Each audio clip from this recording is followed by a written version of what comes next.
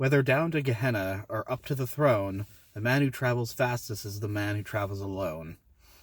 Hey everyone, and I just got just got out of seeing 1917, the new World War One movie, if the title didn't make it obvious, and I'm probably going to say that in terms of quality, this is probably going to be the best movie I'll have seen all year, even though it is mid-January. Yeah. I'd say probably this movie had one of the best cinematographers, or had the best cinematography of any movie I've seen so far, because the movie is all essentially one shot with only a couple breaks, and it works so much in favor of the film. Because the first shot, or the first, I guess, part of the movie, the opening crawl of the movie, not title crawl, but the camera kind of crawling back, it starts in this nice pleasant field with the two main characters, two British soldiers, sleeping and resting beneath some trees, and then they're given orders to go see the general. And it as they start walking backwards, like the camera kind of slowly pans back, and we see them like kind of almost like magic slowly go into the trenches.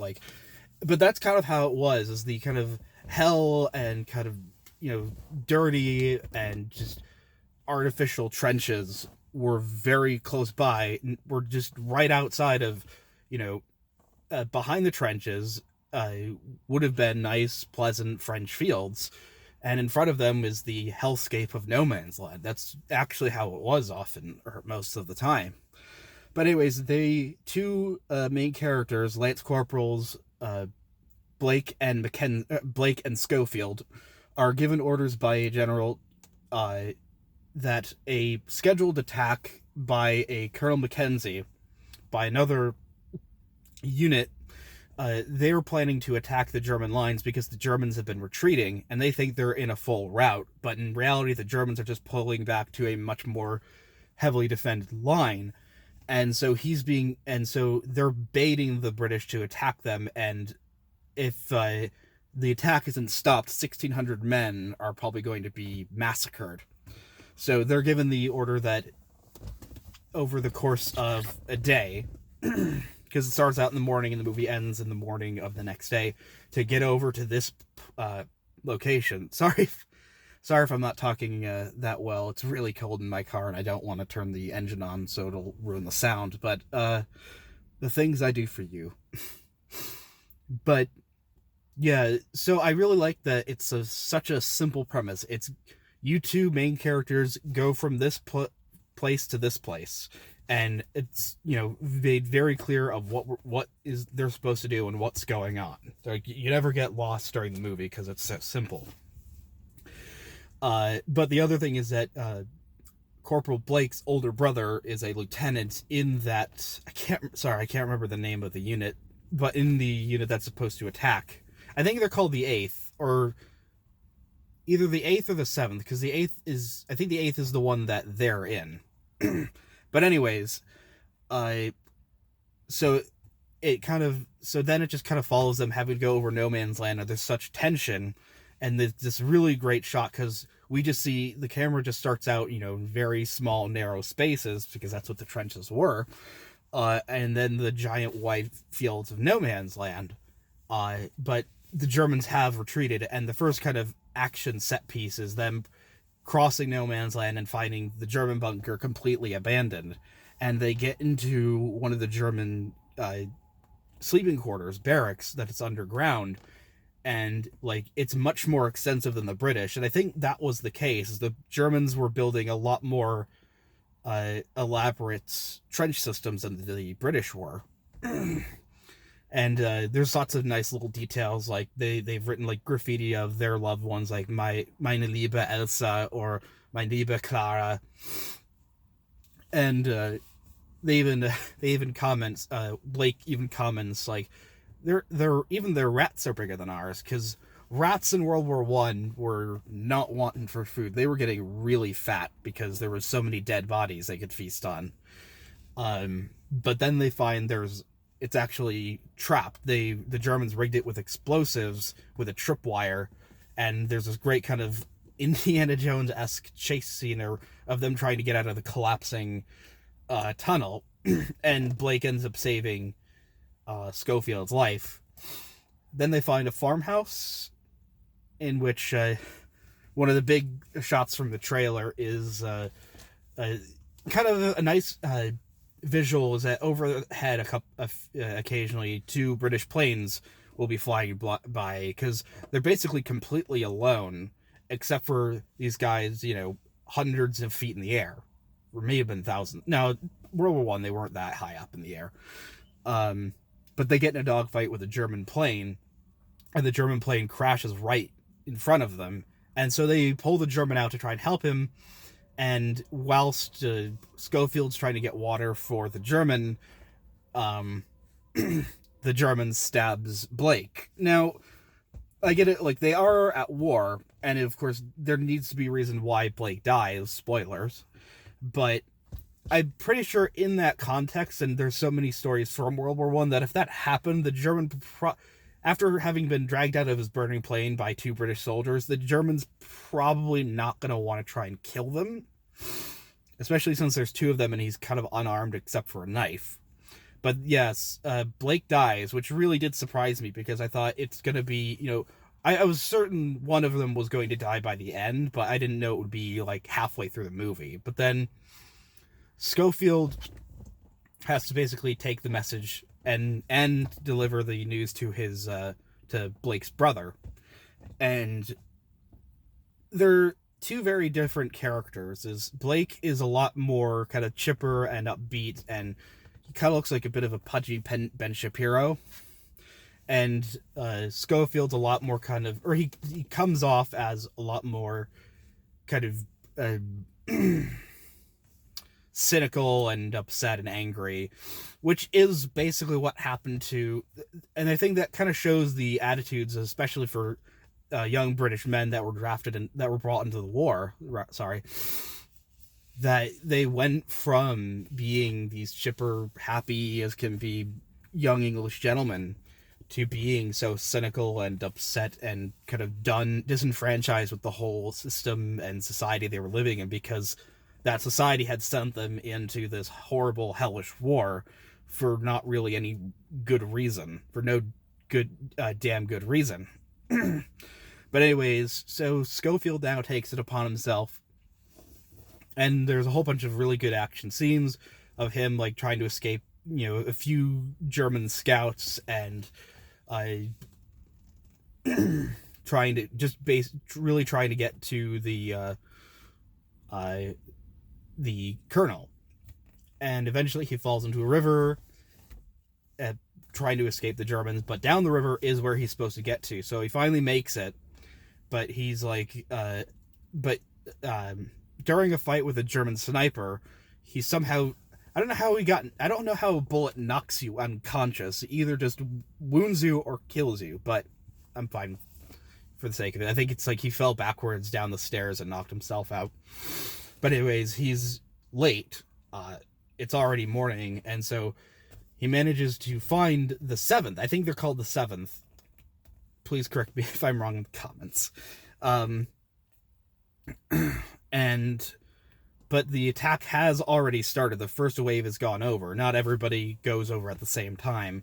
So in the big climactic ending, which is just massive tension, he finally finds the colonel, who is inexplicably played by Benedict Cumberbatch, because why would you have, like, some big name actor play a part that you see him on screen for all of, like, 2 minutes? I'm very glad, though, that they had 2 no-name actors that I've never seen them in any movie, I don't think, play the main leads, or else it would be really distracting, and they really do just look like 2 average British boys in World War I, which is really good. The acting is phenomenal. But he finally managed to call off the attack and did deliver the orders to Colonel Mackenzie, and Colonel Mackenzie, kind of in the cynicism of what was happening in the war, basically says it doesn't really matter, and next week they'll tell me to charge it, to attack at the break of dawn anyways. Uh, but yeah, there's also the kind of uh, very very obvious jab at the criticism of British high command in the war, where there's like Schofield's just lost his friend Blake in this horrific scene, and the next minute, like, a bunch of other British soldiers show up to bring him to where he needs to go to, or they can take him part of the way there because they have trucks. And there's a general that's like just all posh, sitting in his car ordering a bunch of other British soldiers to move a giant tree that's in the way. He's like, "Oh, get it out of the way." He's like all posh and whatever. And that's again reflecting a lot of the anger young British men probably felt, that their leadership was, while their leadership was was drinking tea and living it up, they were being forced to live in hell for no real reason. Though it's not quite true with that, because most generals in the war didn't actually sit way behind the front lines. They were more often than not up with the troops in the trenches. I can't remember the statistic, but like a few dozen British generals lost their lives in the war because they were on the front lines. But yeah, he finally makes it, and the beautiful cinematography ends right back where it started, with him laying right next to a tree in a nice green field. And it is a bit of a happy ending, because he did save at least several hundred lives, because presumably a bunch of them died already, but he managed to save the majority of them, at least for now, because again, the kind of a hopelessness that they're probably just gonna be ordered to do the same thing again next week. But he also finds Blake's brother, who is alive and well, and gives him his stuff, and he's like, "I'm gonna write to your mother and let him know like he was brave and all that." But it ends with him actually looking through some photos, and it's very clearly his wife and children, and there's this kind of, it almost did bring me to tears. It's the last bit of the movie, is on the back of a photo of his wife, it's, "Please come back to us soon."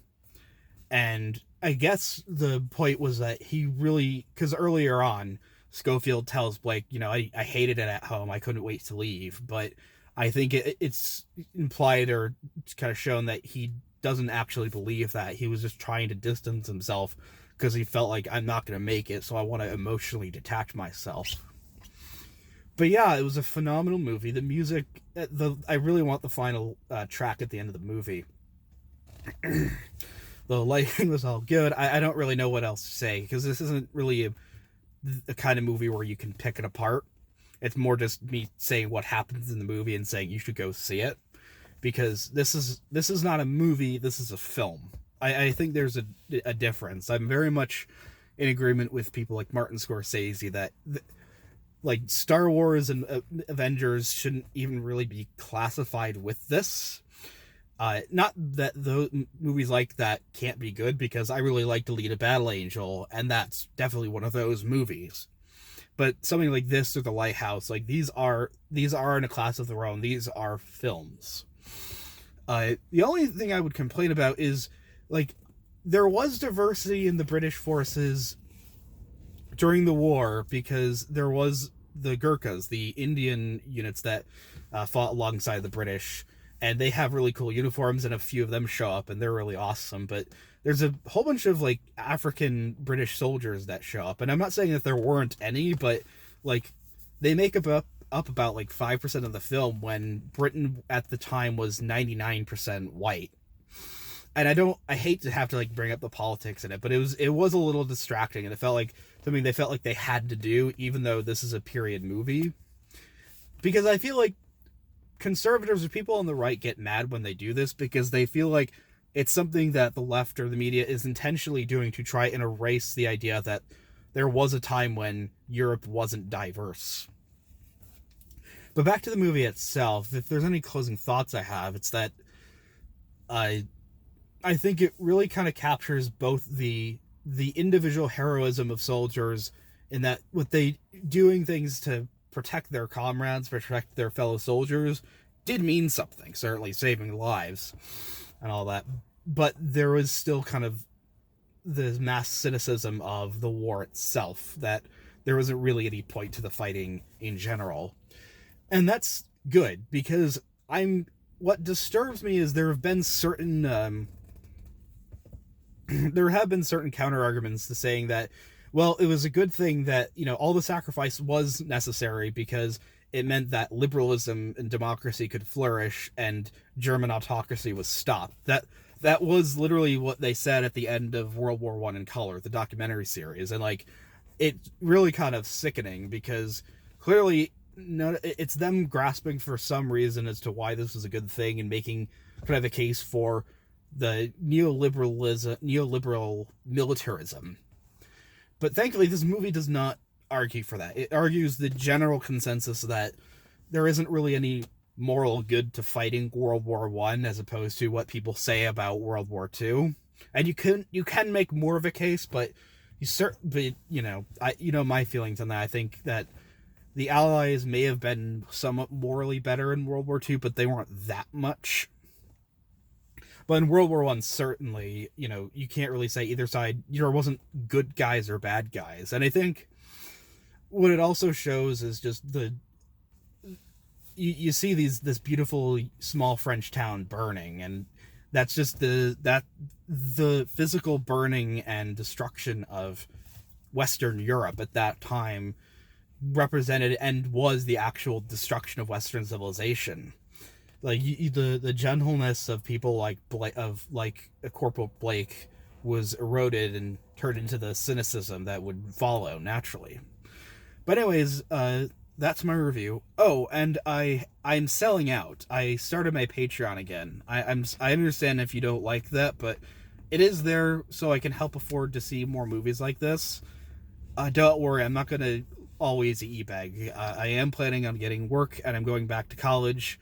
That's my own personal update, so don't worry about it. But if you feel so inclined, please donate. Anyways, that's my review. Thank you for watching, and God bless.